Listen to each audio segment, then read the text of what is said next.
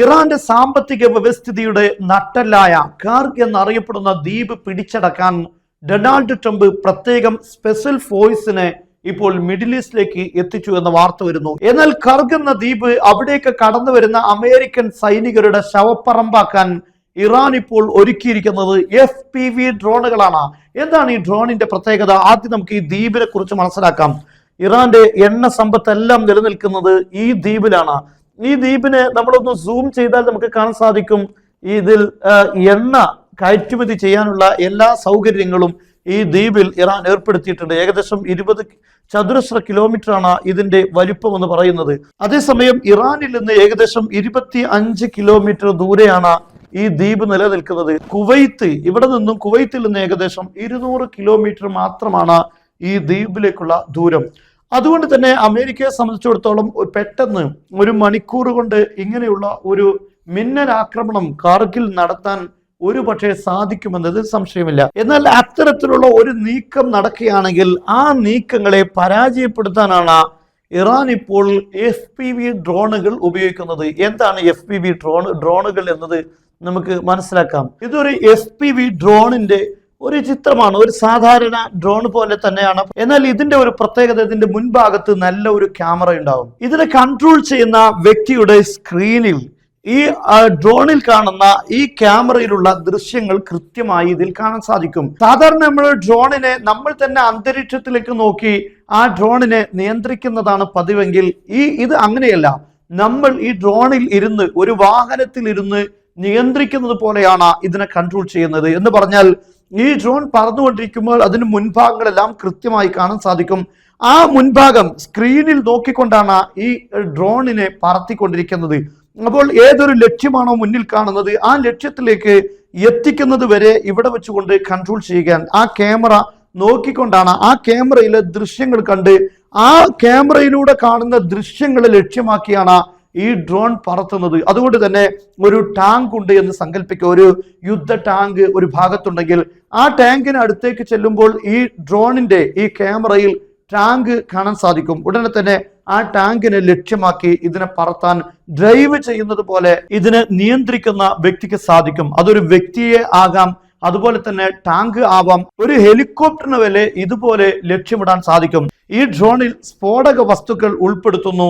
നേരെ ഇത് ലക്ഷ്യത്തിലേക്ക് ഇടിക്കുക. ആ ഇടിക്കുന്നത് വരെ ആ ലക്ഷ്യത്തെ കാണാൻ ഈ കൺട്രോളർക്ക് സാധിക്കും. അങ്ങനെ ആ ഒരു ടാങ്ക് ഉദാഹരണത്തിന് എടുക്കുകയാണെങ്കിൽ അതിന്റെ മർമ്മപ്രധാനമായ ഭാഗങ്ങളിലേക്ക് തന്നെ ഇടിക്കാൻ സാധിക്കും. കാരണം അത് എത്തുന്നത് വരെ, ആ ടാങ്കിൽ തട്ടി പൊട്ടിത്തെറിക്കുന്നത് വരെ ഇതിനെ നിയന്ത്രിക്കാൻ ഇവിടെയുള്ള വ്യക്തിക്ക് സാധിക്കും. മാത്രമല്ല ഇത് ബ്ലൂടൂത്ത് പോലുള്ള കാര്യങ്ങളൊന്നുമല്ല. ഇതിന്റെ സിഗ്നലുകൾ റേഡിയോ സിഗ്നലുകളാണ് എന്നുകൊണ്ട് തന്നെ വലിയ ദൂരം നിയന്ത്രിക്കാൻ സാധിക്കും. മാത്രമല്ല ഓരോ ഡ്രോണുകൾക്കും വ്യത്യസ്തമായ ഫ്രീക്വൻസികളാണ്, ഈ റേഡിയോ ഫ്രീക്വൻസിയാണ് ഉപയോഗിക്കുന്നത്. അതുകൊണ്ട് തന്നെ ഇതിനെ ജാം ചെയ്യുക എന്നതൊന്നും അത്ര സുഖകരമായ കാര്യമല്ല. എല്ലാ ഡ്രോണുകൾക്കും ഒരേ ഫ്രീക്വൻസിയാണ് ഉപയോഗിക്കുന്നതെങ്കിൽ ആ ഫ്രീക്വൻസിയെ ജാം ചെയ്യുന്നതിലൂടെ ഇതിന്റെ പ്രവർത്തനങ്ങൾ മരവിപ്പിക്കാൻ സാധിക്കും. അതേസമയം ഇതിൽ വ്യത്യസ്തമായ ഫ്രീക്വൻസികൾ ഉപയോഗിക്കുന്നത് കൊണ്ട് തന്നെ അങ്ങനെ തടസ്സപ്പെടുത്താൻ സാധിക്കുകയില്ല. അതോടൊപ്പം തന്നെ നമുക്കറിയാം ഇറാന്റെ ഷഹദ് 136 പോലുള്ള ഡ്രോണുകളിൽ AI സംവിധാനങ്ങൾ ഉണ്ട് എന്നാണല്ലോ ഇപ്പോൾ നമ്മൾ വായിച്ചുകൊണ്ടിരിക്കുന്നത്. എന്നാൽ ഈ ഡ്രോണുകളിലും AI സംവിധാനങ്ങൾ ഉള്ളത് കൊണ്ട് തന്നെ ഇങ്ങനെ ഒരു റേഡിയോ സിഗ്നൽ തരംഗങ്ങൾ ഇതിന്റെ കൺട്രോളറുമായി വിച്ഛേദിക്കപ്പെട്ടാൽ പോലും ലക്ഷ്യത്തിലേക്ക് സ്വന്തമായി എത്തി അതിനെ ഇടിച്ച് കീഴ്പ്പെടുത്താൻ സാധിക്കും. നമുക്കറിയാം റഷ്യ അതുപോലെ ഉക്രൈൻ യുദ്ധത്തിൽ ആയിരക്കണക്കിന് സൈനികരുടെ ജീവൻ നഷ്ടപ്പെട്ടത് FPV ഡ്രോണുകളിലൂടെയാണ് എന്ന് നമ്മൾ വായിച്ചിട്ടുണ്ട്. എന്നാൽ സമാനമായ നീക്കമാണ് ഇറാൻ ഇവിടെ നടത്താൻ പോകുന്നത്. അതോടൊപ്പം മനസ്സിലാക്കേണ്ടത് ഈ ഡ്രോണുകൾ ഒരിക്കലും പ്രതിരോധ സംവിധാനങ്ങൾക്കോ റഡാറുകൾക്കോ കണ്ടെത്താൻ കഴിയില്ല. കാരണം ഇത് ഭൂമിയുടെ ഉപരിതലങ്ങളിൽ കുറഞ്ഞ ഉയരത്തിൽ മാത്രം പറന്നുചെല്ലാൻ ഇതിന് സാധിക്കും. എന്നാൽ അമേരിക്കൻ സൈനികരെ, അമേരിക്കയുടെ പ്രത്യേകമായ ഫോഴ്സിനെ നേരിടാൻ ഇറാൻ ഈ ഡ്രോണുകൾ ധാരാളം കാർഗ് ദ്വീപിൽ സജ്ജീകരിച്ചിട്ടുണ്ട് എന്ന വാർത്ത വരികയാണ്. കാർഗിൽ മാത്രം ആവണമെന്നില്ല. ഇറാന്റെ ഏത് ഭാഗത്തു നിന്നും ഈ ഡ്രോണുകളെ ഇറാന് ഒരു പക്ഷേ നിയന്ത്രിക്കാൻ സാധിക്കും. ഇത് കർഗ് ദ്വീപ് ഇവിടെയാണെങ്കിൽ ഈ ദ്വീപിൽ നിന്ന് മാത്രമല്ല ഇറാന്റെ മറ്റു ഭാഗങ്ങളിൽ നിന്നെല്ലാം നിയന്ത്രിക്കാൻ സാധിക്കും. യഥാർത്ഥത്തിൽ അമേരിക്കയെ സംബന്ധിച്ചിടത്തോളം കുവൈത്തിൽ നിന്ന് ഞാൻ പറഞ്ഞു ഈ ഒരു നീക്കം നടത്താൻ സാധിക്കും. സൗദി അറേബ്യയിൽ നിന്ന് ഈ നീക്കം നടത്താൻ സാധിക്കും. അതുപോലെ ഇറാഖിൽ നിന്നും സമാനമായ നീക്കങ്ങൾ നടത്താൻ സാധിക്കും. അതുകൊണ്ടാണ് ഇറാൻ ഈ യുദ്ധത്തിന്റെ ആരംഭത്തിൽ തന്നെ അമേരിക്കയുടെ നാവികസേനയുടെ മിഡിൽ ഈസ്റ്റിലുള്ള ഏറ്റവും പ്രധാനപ്പെട്ട ആസ്ഥാനമായ കുവൈത്തിലെ അവരുടെ നാവിക ബേസിൽ ശക്തമായ ആക്രമണം നടത്തിയിരുന്നു. നമ്മൾ ഈ യുദ്ധം നടക്കുന്ന ആദ്യഘട്ടങ്ങളിൽ തന്നെ വായിച്ചിട്ടുള്ളത് ഇവിടെ നടന്ന കുവൈത്തിൽ നടന്ന ആക്രമണങ്ങളെ കുറിച്ചാണ്. ഇവിടെയുള്ള നാവിക സംവിധാനം 5ാം പട എന്നറിയപ്പെടുന്ന അമേരിക്കയുടെ ഏറ്റവും പ്രധാനപ്പെട്ട മിഡിൽ ഈസ്റ്റിലുള്ള നാവികസേനയുടെ ആസ്ഥാനത്തിന് നേരെ ഇറാൻ ആക്രമണം നടത്തിയിരുന്നു. കാരണം ഇവിടെ വെച്ചുകൊണ്ട് ഇങ്ങനെ കരമാർഗമോ അല്ലെങ്കിൽ മറ്റേതെങ്കിലും രീതിയിലുള്ള ഇറാനെ ആക്രമിക്കാനുള്ള സാഹചര്യം ഉള്ളതുകൊണ്ടാണ് ഇങ്ങനെ ഒരു ആക്രമണം ഇറാൻ കുവൈത്തിന് നേരെ ശക്തമായി നടത്തിയിട്ടുള്ളത്. എന്നാൽ അമേരിക്കയെ സംബന്ധിച്ചിടത്തോളം ഹെലികോപ്റ്റർ മുഖേന പെട്ടെന്നുള്ളൊരു ഓപ്പറേഷൻ നടത്താൻ ഏറ്റവും അനുയോജ്യമായ സ്ഥലം ഈ പറയപ്പെടുന്ന കുവൈത്ത് തന്നെയാണ്. അതേസമയത്ത് ഇറാഖിൽ നിന്നത് സാധ്യമാണെങ്കിൽ പോലും ഇറാഖിൽ അവിടെ ഒരു ഭരണകൂടമുണ്ട്. ആ ഭരണകൂടം ഇങ്ങനെയുള്ള ഒരു നീക്കത്തിന് അനുമതി നൽകുകയില്ല.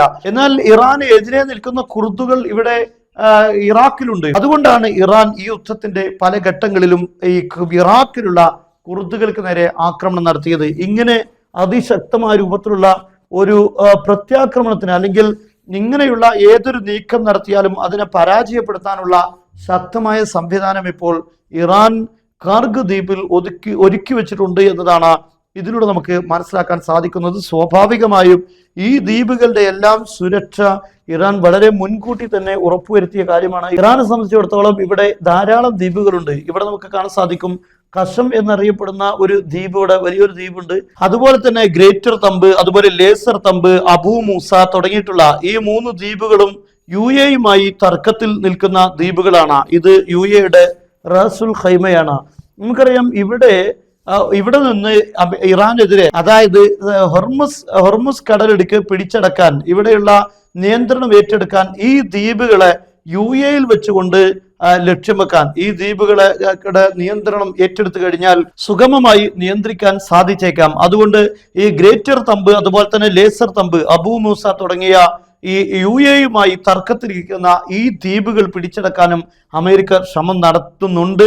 എന്നാൽ ആ ശ്രമം ഒരുപക്ഷെ UAE-യുടെ റാസുൽ ഖൈമ എന്നറിയപ്പെടുന്നത് ഇറാനോട് അടുത്ത് നിൽക്കുന്ന ഹൊർമുസ് കടലിടുക്കിനോട് ചേർന്ന് നിൽക്കുന്ന ഭാഗമാണ്. അതുകൊണ്ടാണ് കഴിഞ്ഞ ദിവസം അത്തരം ഒരു ശ്രമം നടന്നു കഴിഞ്ഞാൽ റാസുൽ ഖൈമയിൽ അതിശക്തമായ ആക്രമണം ഇറാൻ നടത്തുമെന്ന മുന്നറിയിപ്പ് ഇറാൻ പറഞ്ഞിരുന്നു.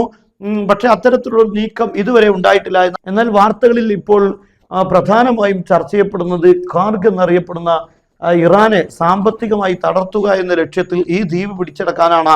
പക്ഷേ ഇറാന്റെ പ്രതികരണം എങ്ങനെയായിരിക്കും? ഒരുപക്ഷെ അത് അമേരിക്ക അത്തരം ഒരു നീക്കം നടത്തി കഴിഞ്ഞാൽ അതൊരു അമേരിക്കൻ സൈനികരെ സംബന്ധിച്ചിടത്തോളം ഒരു ആത്മഹത്യാപരമായ ശ്രമമായിരിക്കുമെന്നാണ് നമുക്കിതിലൂടെ മനസ്സിലാക്കാൻ സാധിക്കുന്നത്.